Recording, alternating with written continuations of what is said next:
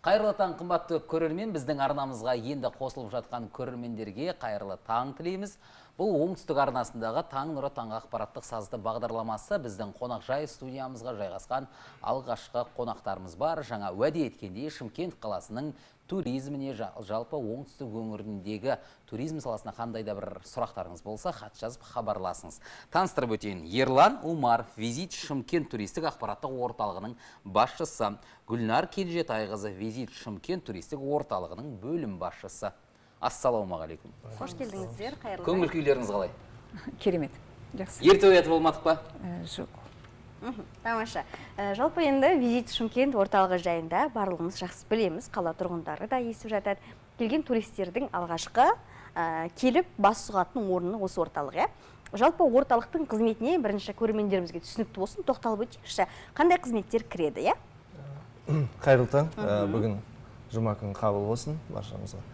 Енді біздің орталық осы Шымкент қаласына жауапты бір мемлекеттік мекеме болып табылады. Туризмге бір терезе қағидатымен ақпараттық анықтамалық қызмет көрсетеміз.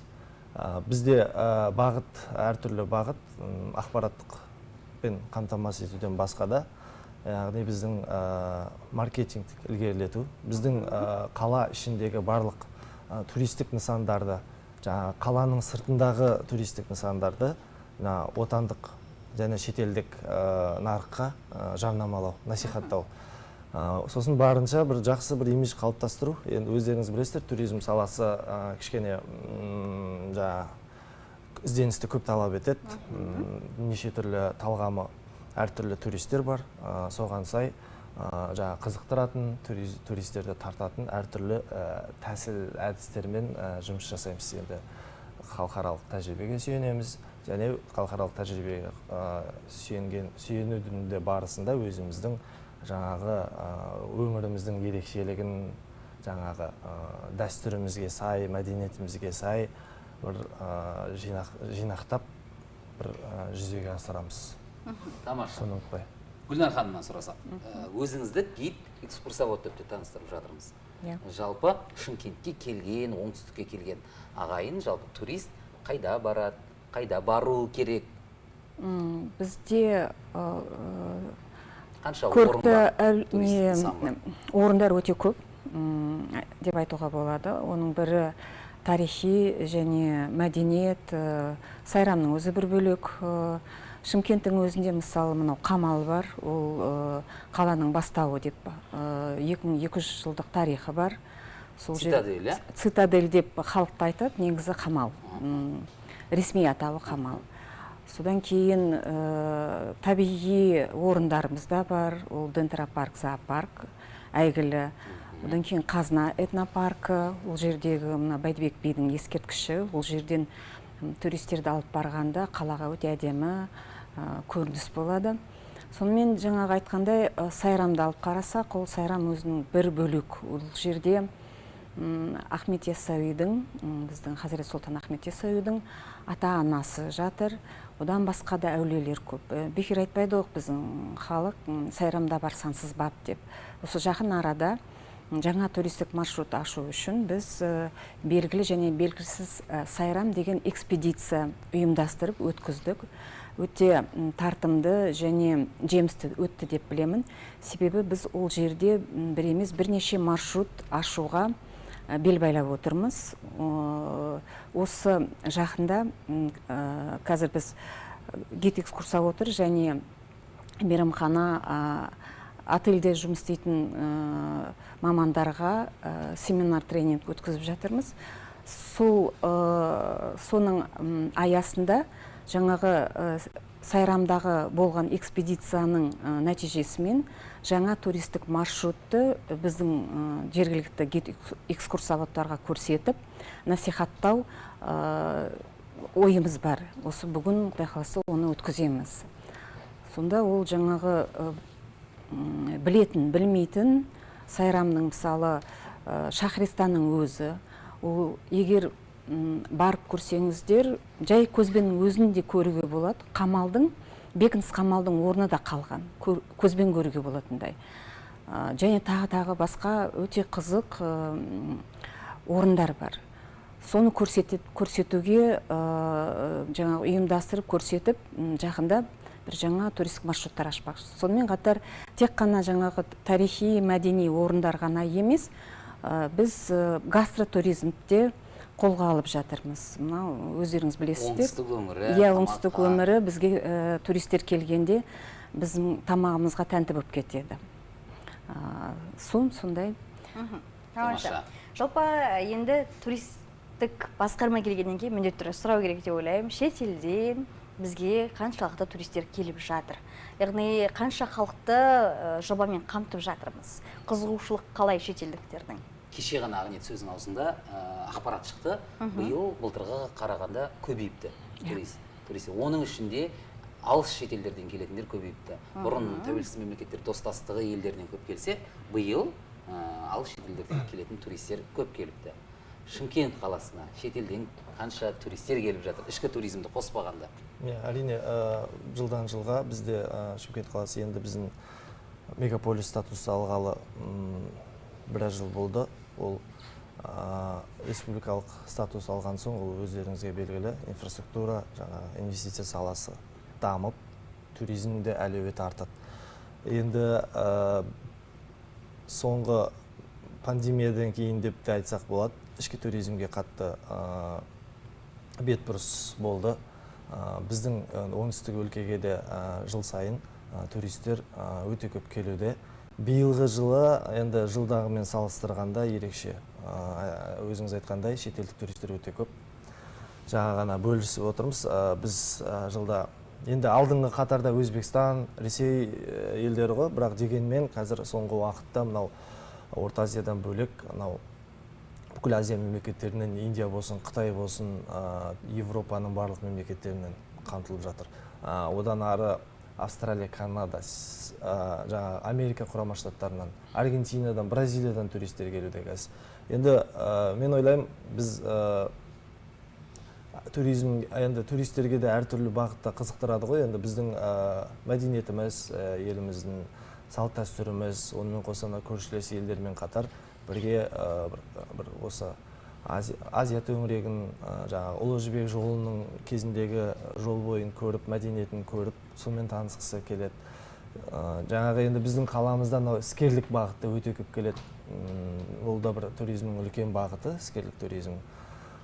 Қазір біздің өзіміздің орталықта ақпарат беретін дүңгіршектеріміз бар. Біздің ресепшн деп айтамыз, орталықтан өзіміздің қызметкерлеріміз ақпарат береді. Қазір күніге содан көріп жатырмыз туристер. Жалпы нақты статистиканы ол жаңағы статистика департаменттен аламыз. Оны кейінірек сіздермен бөлісетін боламыз. Енді былтырғы жылдан енді әлде қайда көп. Тамаша. Жалпы туристік дүңгіршектер деп айтып қалдыңыз. Жалпы Шымкентке келген адам алғашқы көретіні әуежайда, автовокзалда, сонымен бірге теміржол вокзалында сол жерге тоқтайды. Бірінші келген адам. Сол жерлерде сіздердің дүңгіршектеріңіз орналасқан, қателеспесем, визит Шымкент деген жазу бар. Солардың жұмысы қалай болып жатыр? Қанша дүңгіршек бар осы Шымкент қаласында? Олар қалай жұмыс істейді? Осыған тоқталып өтсеңіз. Енді ақпараттық анықтамалық қызмет қой, біз барынша қолжетімді сервиске көңіл аударамыз. Оның ішінде туристке ыңғайлы, бір кісілерге жаңағы кітапшамен, картамен қараған ыңғайлы. Бір кісілерге мынау соңғы цифровизациямен, мысалы телефонмен, ақпараттық порталмен қарайды. Біз барлығын қамтығамыз. Ол қазіргі кейбір біздің елдерде халықтар жаңағы Инстаграм парақшасынан қарайтын болса, дерек көздерді. Ал мынау Европада, Ресейде туристер мынау ресми ақпараттық порталға қарай сүйенеді. Яғни ол тұрғыда да бізде Визит Шымкент порталы жұмыс жасайды. Енді келген туристерге біздің қызметкерлер сол туристер көп шоғырланатын келетін жерден бастайды ақпаратты. Ол біз аэропорт болсын, Арбат болсын, және вокзалдан бастап. Орталық саябақтарда да біздің ақпараттық дүңгіршектер бар. Енді біз келген туристерге ол әркімнің жаңағы бағытына орай болады. Бірінші жаңағы қандай мақсатпен келді, қай бағыт қызықтырады туристі деген сияқты, соған байланысты біздің менеджерлар қолжетімді сапалы түрде қызмет береді. Жаңа карта ұсынады, баратын жерін түсіндіреді, дұрыс тиімді бағамен сатып алуды, дұрыс баратын тамақтанатын орындарды көрсетеді. Енді біз тағы биыл бір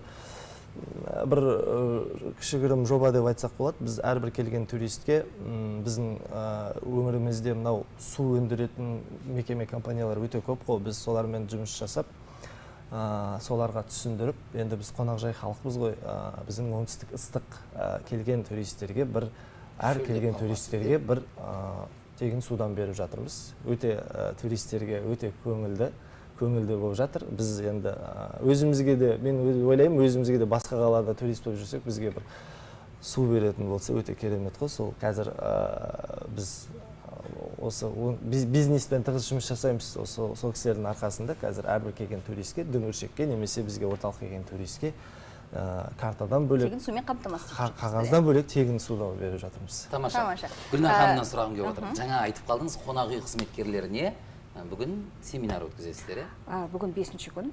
5-ші күн өткізесіздер. Осы аптада Жалпы, бастадық. келген туристер қонақ үйге тоқтайды. Ол жерде де шынымен Шымкенттің айнасы десек те болады. Шымкенттің абыройын көрсететін де қонақ үй, сонымен бірге ол жердегі қызметкерлер. Сондай-ақ тағы бір айтқым келгені такси қызметкерлері. Осы Алматыда көп естіп жатамыз. Ақпараттық порталдарға шығып жатады. Әуежайдан таксистер қымбат бағаға алып кетіп жатады. Туристердің бір бетін қайтарып алмаймыз ба? Осы Шымкентте такси қызметкерлерімен, жаңа айтқандай қонақ үй қызметкерлерімен осы бағытта қандай жұмыстар атқарылады? Такси дегеніміз ол тек қана бізге тиесілі жаңағы жағымсыз ақпарат емес, ол бүкіл дүние жүзінде бар, жоқ деп айтуға болмайды. Өзімізде шығамыз ғой, сол кезде осындай жайттарға тап боламыз. Енді ол жағынан да біз жұмыс жүргізуге тырысып жатырмыз. Бізді дұрыс түсініңіздер, біз мынандай бақылау деген біздің құзыретімізде жоқ. Сондықтан тек қана біз түсіндіру жұмысын жүргізе аламыз. Енді біз өзімізге қатыстыны айта кетсек, мысалы біздің дүңгіршекте отырған қыз жігіттеріміз келген кісілерге түсіндіріп айтып береді. Қандай немесе маршрутпен жүруге болады, немесе бізде қазір қосымша арқылы Яндекс бар, Индрайвер бар, соны шақыруға көмектесіп береді. Мысалы біздің кеше ғана Арабатта отырған жігітіміз Ауғанстаннан келген кісіге билетіне дейін алып берді жолына. Мейлінше өзіміз тырысамыз. Енді таксистермен алдағы уақытта біз өзіміз жоспарлап қойғанбыз, оларды бір жинап, түсіндіру жұмысын жүргізу. Себебі келген қонақ, мысалы аэропортта немесе темір жол вокзалынан шыққан екен бірінші кімді көреді? Көбінесе таксисті көреді. Содан кейін онда жаңағындай жағымсыз әсер қалуы мүмкін. Ондай жұмысты жүргіземіз. Енді оны бірден жаңағы жоқ қылу деген мүмкін емес деп ойлаймын. Мен жаңа алдында айтып кеттім, ол тек қана біздің елге тиесілі емес, басқа елдерде сондай жағдайлар болып тұрады. Мәселе бар. Тамаша. Жалпы енді түрлі Шымкентте орналасқан туристік жаңадай агенттер бар, Мәселен, жаңағыдай тур ұйымдастыратын орталықтар өте көп. Енді әлеуметтік желілерде шыны керек, өзіміздің ішкі туризмге тоқталар кетсек, жалпы сондай мамандарға қатысты қандай жұмыстар аясы жүргізілуде? Мәселен, жаңағыдай сіз айтып жатырсыз ғой, дұрыс айтасыз, біз бақылаймыз, жаңағыдай басқара алмаймыз деп. Бірақ енді оларға дұрыс бағдар беру сіздердің жаңағыдай құзырлылықтарыңызға кіреді ғой. Сол себептен сұрап жатырмын. Жалпы ондай орындарға жаңағыдай тур ұйымдастыратын гидтер жатамыз ғой. Гидтерге қандай жаңағыдай тәжірибелік сағаттар, мүмкін жаңағыдай жол көрсететін арнайы мүмкіндіктер, оларға да бір жеңілдіктер қарастырылған ба? Өйткені бағасын қарап салыстырып жататын болсақ, енді Шымкентте құдайға шүкір жеңілді, бәрі қолжетімді, шыны керек. Басқа қалалармен салыстырған кезде оларға қандай шаралар өткізілуде? Мен жауап берейін. Біз енді жаңа айттым ғой, біз бизнес өкілдерімен тығыз жұмыс жасаймыз. Оның ішінде әсіресе мынау туристік индустрия өкілдерімен, өзіңіз айтып отқандай туристік компаниялар, гид экскурсовод қызметкерлері, қонақ үй қызметкерлері болсын. Біз көтеріп отқан, сіз айтып отқан мәселе өте бізге енді тығыз өзекті мәселе болып жүр соңғы уақыттары. Себебі өзіңіз білесіз, әлеуметтік желіден байқап жатсаңыздар, әртүрлі жаңағы гид болмасын, тур ұйымдастырушылар болмасын, оның бірінде лицензия бар, бірінде жоқ. Бірінде жаңағы тіпті жеке кәсіпкерлікпен айналысатын жаңағы рұқсаты да тиісті құжаты да жоқ. Ол ар жағындағы бір қауіпсіздік шарасымен жаңа алғашқы медициналық қызмет көмектен қоспағанның өзінде. Ол тұрғыда біз мынау елдегі, шетелдегі жағдайға байланысты әртүрлі кезеңдерде біз дер кезінде мынау насихатты біз ол сала өкілдерімен жұмыс жасап тұрамыз. Себебі соңғы уақыттары мынау Абай облысындағы жағдайға байланысты, былтырғы жылғына Сайрам Мугамдағы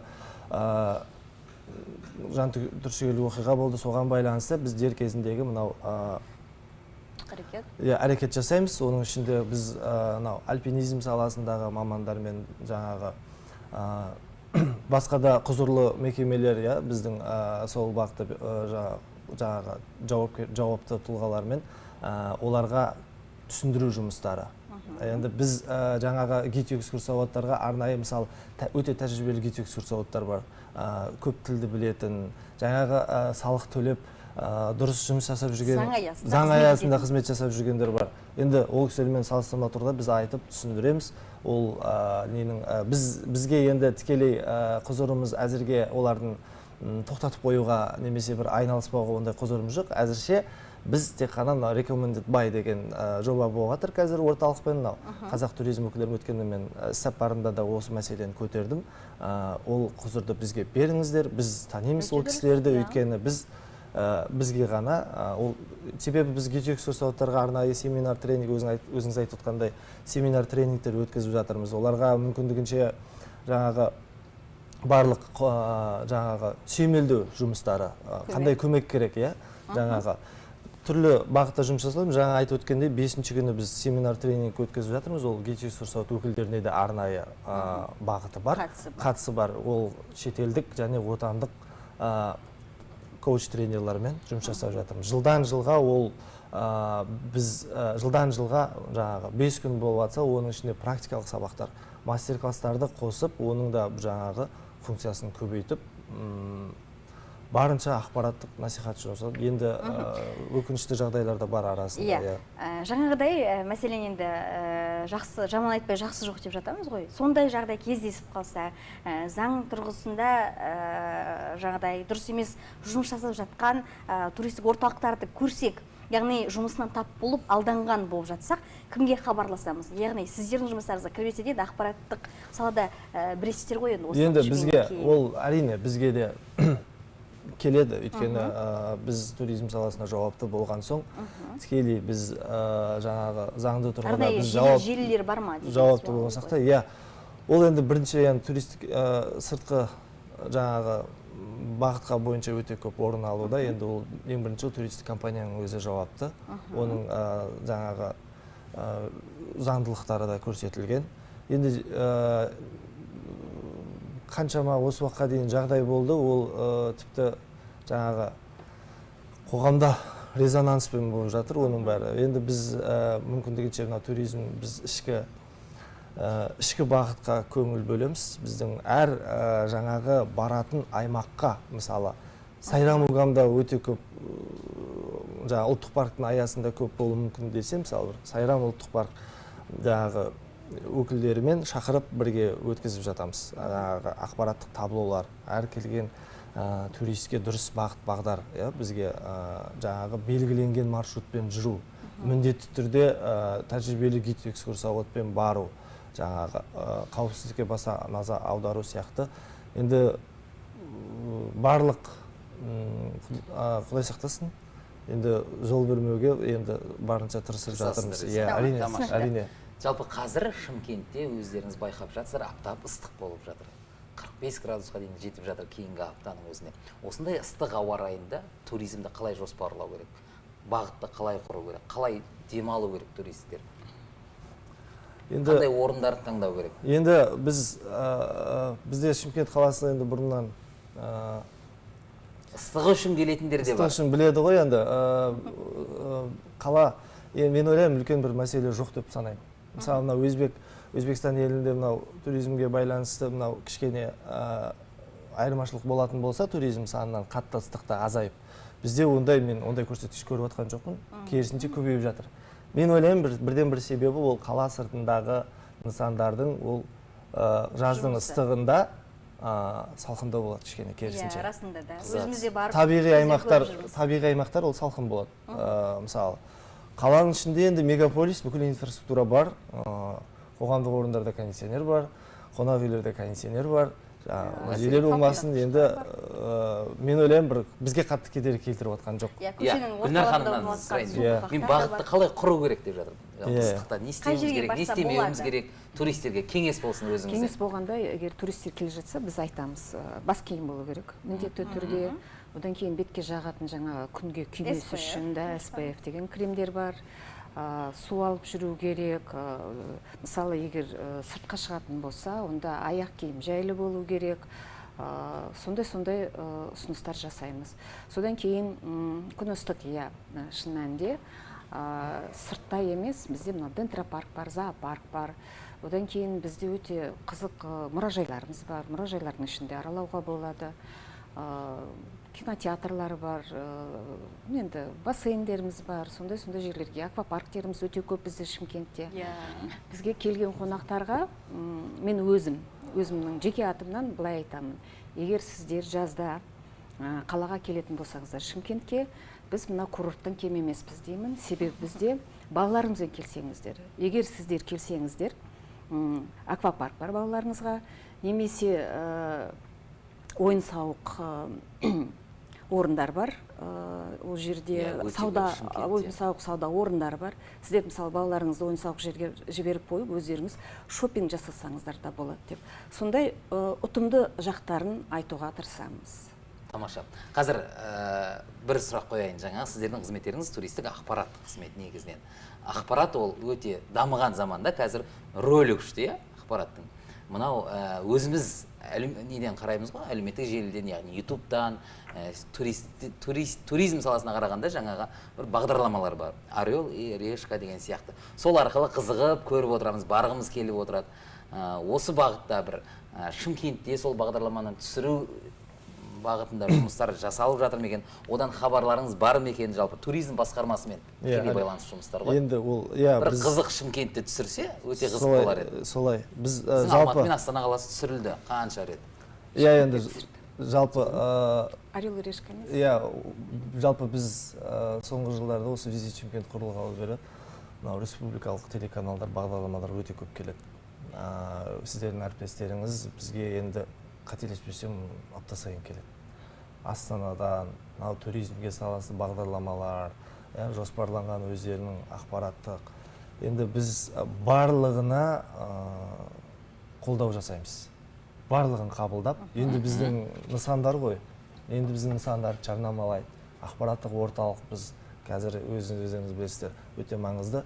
Енді былтырғына Ресейден Орел и решка болмаса да Поедем деген бағдарлама бар. НТВ телеарнасында өзім Мәскеу қаласындағы сол продюсермен келіссөз жүргізіп, ешқандай мемлекеттің бюджетінсіз өзіміздің жаңағы қонақ үй, жаңағы мейрамхана өкілдерімен келіссөз жүргізіп, бір керемет маршрут жасап, осы Шымкент қаласымен Түркістан саласы бойынша енді бағыт гастро саласына болғанмен біз енді маршруттарды нысандарды да қостық, өте сәтті шықты. 45 минуттық НТВ телеканалынан біздің Шымкент қаласының Визит Шымкент ұйымдастыруымен Поедем бағдарламасы шықты. Ол бір ғана мысалды айтып отырмын. Енді бізде бағдарлама Дархан Дала болсын, атамекен бизнеспен қаншама бағдарламалар шығып жатыр. Тіпті әр жыл сайын келеді, басқа локациялар тауып беріп, Шымкенттің бір келген кезде тіпті 3 бағдарлама түсіріп кететін сәттер болады. Ол бағытта енді Орел и решкамен мүмкін хаттар жолданғанбыз, мүмкін BBC-ге де хаттар жолдағанбыз, жаңағы коммерциялық ұсыныстарын алып жатырмыз. Білесіздер, өте қымбат, біз оны зерттейміз, ол бізге тиімді ма, тиімсіз ба, қаншалықты. Біз енді шетелге көрмеге баратын болсақ та, роуд-шоу ұйымдастыратын болсақ та, ол бізге қаншалықты тиімді. Шын мәнісінде ол жерден турист келе ма, потенциал бар ма деген сияқты. Ол жерде прямой рейс бар ма, оны біз зерделейміз, оның барлығын зерттейміз. Енді тиімді болып жатса, біздің бағаға бөлген қаражатқа сай келсе, әрине міндет Орел и Решка болсын, басқасы болсын, әрине біз Тамаша. Расында да енді уақыттың қадірін бізге қарағанда сіздер жақсы білесіздер. Сол себептен де осылай келіп, алтын уақыттарыңызды бөліп, шымкенттік тұрғындарға өз жәрдемдеріңізді тигізгендеріңізге алғысымыз шексіз. Ал енді бізді таңдап, бізді тамашалап отырған көрермендерімізге таңғы тілектеріңіз болса, сонымен бағдарламамызды қорытындысақ. Айтасыз ба? Екеуіңізді бір-екі ауыз. Енді тілек біздің осындай біздің Шымкент қаласы қонақжай халық қой. Енді біздің өте туризм саласы өте бағыты үлкен. Мен ойлаймын, туризм саласын тек қана біздің мекемеге ғана жауапты болғанмен, бірлесе атқарғанмен қанша елдерде болдым. Әрбір тұрғын дейсіз. Әрбір тұрғын, біз мегаполис бірде мегаполис болмаймыз, мәдениетімізді, өзіміздің мәдениетімізді, қаламызды жақсы көріп ұстайтын болсақ, әрине туристің саны артады. Біз бірлесе жұмыс жасауға дайынбыз. Ал әрбір қала тұрғыны менің ойымша өзінің нысандарын білетін болса, тек қана барып қоймай, оны көрсетіп, мақтанып жүретін болса, ол нұр үстіне нұр болады. Тамаша. Гүлнар ханым. Мен айтарым енді Таңғы тілегіңіз болсын. Ерлан енді ауқымды айтты. Біздің өзіміздің шымкенттік тұрғындарды саяхаттауға шақырамын. Көп тұрғындарымыз мынау Сайрамда не бар, не жоқ екенін де білмейді. Шымкенттің өзінде мынау қамалға бармаған кісілер бар. Соларды біздің тарихымызбен, біздің табиғатымызбен таныстыруға шақырамын. Тамаша. Дәл осындай керемет тілектен кейін біз бағдарламамыздар мен Қарай Әулетке Насиманмен жалғастырамыз арнамыздан алыстамай.